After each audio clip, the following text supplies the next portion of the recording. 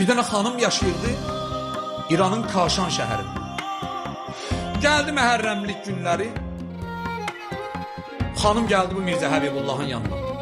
Dedi ki, acaba mən də istəyirəm evdə İmam Hüseyin məclisi təşkil verim. Gələrsən bizə roza oxumağa.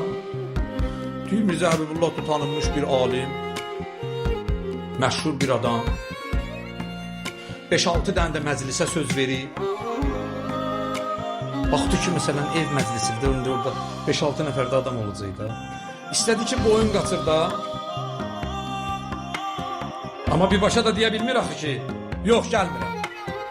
Dedi ki, bəs mən 5-6 dənə məclisə söz vermişəm. Bu təbiidir də ya bunlar. Mən 5-6 dənə məclisə gedəcəyəm, mənim dincəlməyim də var filan, saatlar biraz doludur. Dedi ki, fərq eləmir, hansı saat sənə uyğunmuza o saatı mənə deyinə.